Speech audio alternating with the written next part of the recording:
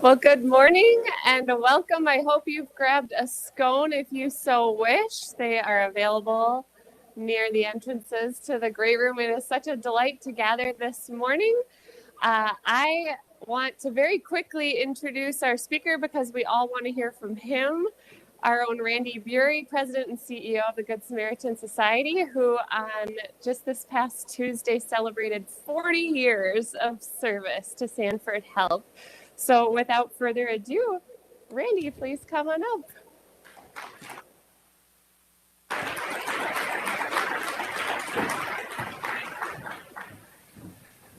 Well, thank you, Pastor Christy. The translation, it just means I'm old.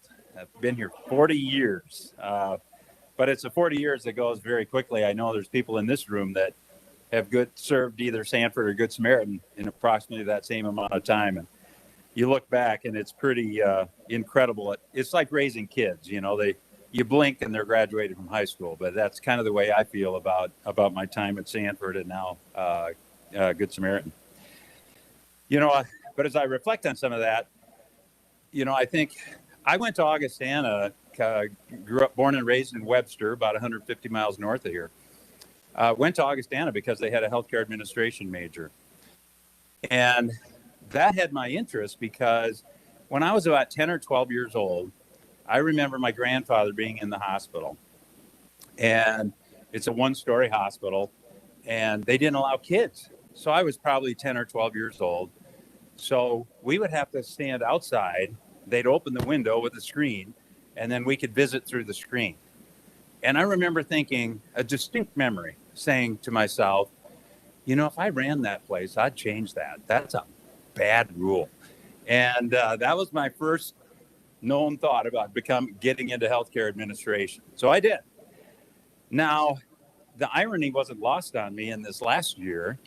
As I would see the videos that Tess kept producing and highlighting around the country, showing all of this activity that was going on outside our windows, into our facilities, and people visiting outside the window. And I looked at that and I thought, that must just mean I've come full circle, that my healthcare career started out by not being happy about dealing with these windows. And here I am 40 years later, and I'm still dealing with people trying to communicate through a window. But the good news is I think we're kind of coming out of that pretty quickly.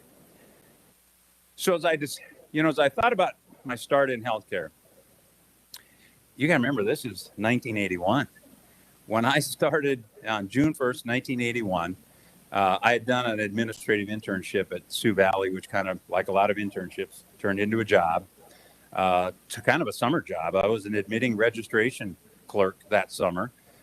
In the fall, that turned into, I was very lucky. The assistant director of admissions retired. And so when she retired, that was kind of my first real job, I would call it, in management. The assistant director of admissions at Sioux Valley Hospital. Now, here I am, 40 years, and probably I should count someday, 25 job titles later, all with the same company. And I'm just extremely grateful for that. I joined a company that was seeing almost rocket growth, and I just kind of went along for the ride. And it's been a lot of fun. But in June of 1981, you have to remember, we were still registering people with manual forms, forms of paper with, everything was manual, using typewriters. We actually had probably a third of the typewriters in the office were manual typewriters, because a number of the people in the office had only learned on a manual typewriter, and they could not use an electric. Those keys were too fast. One of the best things I did, I took a typing class in Webster, so at least I knew how to use an electric typewriter. But we didn't have, so you think about it, we're using all these paper forms, no cell phones, no iPads, no computers. I mean, everything was manual or by a landline telephone. I remember one of the big days when we got our first fax machine. It was huge. We could send a document. I mean, it was a miracle. We had one fax machine. And then we got a second. We had one, we put it in administration, and then we got a second one, and we put it in the library so that the docs could get journal articles and those things. So we doubled our fax machines, and that was a big deal. And then I remember the first cell phone. Well, to call it a cell phone is pretty generous because it was a bag phone. They were called a bag phone because they were in a bag, and they were big. They were like a landline phone in a bag, and you could check it out because we only had one of those for a long time. You'd check it out if you were driving to, say, Pier for a meeting. You'd check it out. You could take it in your car, and then the key, though, you had to make sure you had the antenna with you, because the antenna screwed into the phone and on a cable, and you'd run that through your window, and with a magnet, put it on top of your car, and then obviously shut your window again, because there's no cell towers. I mean, that was the only way to get reception was with the bag phone. So obviously, I've seen a little bit of change. It's been quite a marked difference from those days. You know, when you think about today with Epic and the EMR and all the information that we can exchange, and cell phones, and how would we live for a day without our cell phone? So, you know, we transitioned from this kind of mom and pop regional local hospital to today a $6 billion health system that is in, thanks to Good Sam, 24 states, and we're about 50,000 employees total. Almost 40% of those are Good Sam employees. So Good Sam's certainly a big part of the overall Sanford health system, but we're a big company, and a lot of changes since that day in June of 1981. So there've been a few changes, but then there's also the things that you think about that never change. You know, the things that never change, the care, the compassion that our staff shows to residents, to patients. I would say that hasn't changed at all. Those same things that were being done for residents and family members and patients in 1981, we've gotten better at it, and we provide better care, I believe. But it's the kind of that baseline compassion and empathy and concern is there, and it's why we're all here. And it's every job. You know, it doesn't matter what role you're in.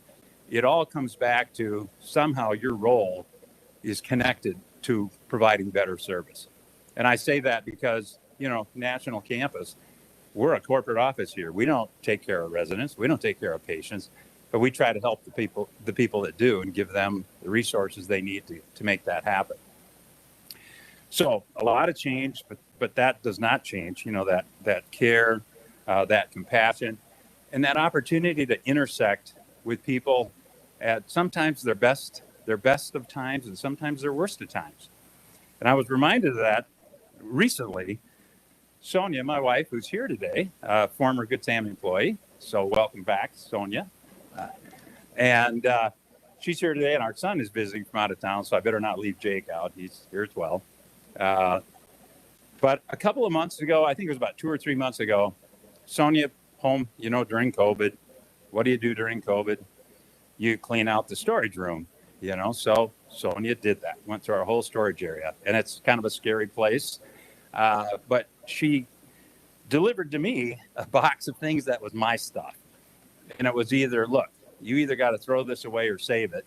And I think it was heavily implied that I should throw it. But one of the things that was in that box, as I started looking through it, I found this. And it's an envelope that I received in the mail. Now, this is I figured out, this is 18 years ago. And I had stuck this in the box 18 years ago. And it's addressed to me from Veronica McCarran in Thomastown, Ireland.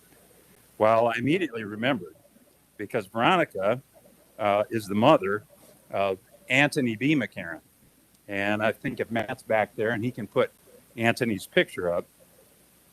Anthony was a young man that had a tragic accident. He was terribly injured, brought to Sioux Valley, and was there from October to January of 2003. Unfortunately, tragically passed away. And like so many of those stories, it's just the worst. He was scheduled to be married shortly after the accident. By all accounts, just an outstanding young man. And he had this terrible accident. So I got to know Veronica, his mother. She came from Ireland. When she sent me this envelope, it was probably close to a year after his passing. In the envelope was his obituary. They had actually 2 funeral services, one in the U.S. and one back in Ireland. I thought it was interesting for Sioux Falls and South Dakota folks the presiding priest in the U.S. Funeral was Monsignor James Doyle, who was a very well-known Catholic priest in the area, who himself just passed away at an elderly age just a few weeks ago. So his obituary was in there, along with a thank you card, of course, to everybody from Veronica. She thanked everybody, by the way. When she got back to Ireland, she was sending thank you cards to the gift shop people, to hotel workers, valet people that were parking her car. And I think that's why I remember her so well, because she was an individual in the midst of this deep, deep personal grief and anguish. She was always thinking about others. And it was just amazing. So just so you can get to know her, I'm going to run just a short clip of Veronica, because when she got back to Ireland, we did a campaign, and it's an internal campaign. I don't think we ever used it external, but we did an internal campaign to employees, from kind of like a grateful patient campaign. We wanted them staff to hear the impact they have on people. So we asked Veronica, and we actually hired a media team in Dublin, Ireland, to go to her house and interview her. Now, I remembered that as I was kind of preparing for today, and I have to thank Colette Manning. I called Colette last week and I said, I know it's a long shot, but 18 years ago, we did this video thing. And can you find it? And I don't know who all she tapped to find it, but the next day she sent me a note saying, we found it at Lawrence and Schiller, the media company, and it's on beta. So we had to digitize it. And so anyway, thank you to the media team. But I'm going to ask Matt now back there if he can run. It might be a little hard to hear. She's definitely got the Irish accent, and it's only a little over a minute and a half. But at least it'll give you a sense of Veronica.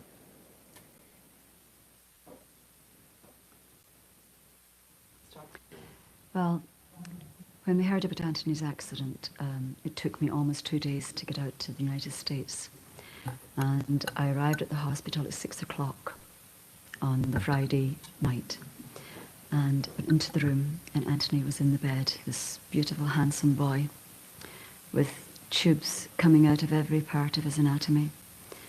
He'd fallen forward on his face, his lips were extremely swollen. And there was this young nurse, Joshua, who was only about the same age as Anthony. And he was so calm and so in control of the situation, and sat me down and explained what was going to happen to Anthony and what had happened and what was going to be the procedure. And he gave me great confidence. I must say, when I saw Anthony, I just knew the outcome was not going to be good. I just knew instantly that this was not going to work out, because he had horrific injuries. But somehow I had great confidence in the hospital. From the word go, I just knew that whatever was going to need to be done was going to be done, and they were going to do their very best to try and help Anthony, to give him every opportunity to recover from his injuries, which they did. At all times, he was treated with the utmost respect, and he was always spoken to as if he could understand everything that was going on around him. So the atmosphere in the room and it was always very, very positive. This is not good. Oh. So I know that was probably a little hard to hear, but you did get a sense of the person that she is. I remember her strong faith and the importance that held during that time, and the comfort that it gave her, and as she went through that process. So then a year went by. A year goes by, and I'm walking down the halls of Sioux Valley. Again, I keep trying to revert that to Sanford. It was Sioux Valley at the time. And I get somebody tracks me down and says, hey, you got a phone call from Ireland. Somebody's trying to get a hold of you. I thought, what? And then it didn't take me too long to figure out it had to be Veronica. She was calling because it was a 1-year anniversary. And she wanted to make sure, again, typical Veronica fashion, that I thanked the nursing staff, that I found a couple of particular nurses to thank in the ICU. So I assured her I would, had a nice conversation. Of course, I get up to the ICU. There's flowers, there's chocolates, and it's all from Veronica. And it was so interesting how in the depth of that grief, she was always looking out and thinking of others. And that was the message in it for me. And I think for all of us, always remember the impact you can have on others. But sometimes folks like this have an impact on us too. So thank you for that, for being here today. I'm going to close with a prayer today. We're also, well, I should intro the prayer because, of course, this too was in the packet of information I got from Veronica. And it's the prayer of St. Patrick. And it says, in loving memory, Anthony B. McCarran, 1975 to 2003. Before I read that, we're also praying today for employees and those we serve in the locations of Hutchinson, Kansas, and Idaho Falls, Idaho, the Department of Counseling and those they serve, and prayers for those in need of food and shelter and their family and friends. So please join me in prayer. May the strength of God pilot us. May the power of God preserve us. May the wisdom of God instruct us. May the hand of God protect us. May the way of God direct us. May the shield of God defend us. May the host of God guard us against the snares of the evil one and the temptations of the world. May Christ be with us, Christ before us, Christ in us, Christ over us. May your salvation, O Lord, be always ours this day and forevermore. Amen. The prayer of St. Patrick. So thanks everybody for being here. That concludes today's Stories and Scones. Have a great day.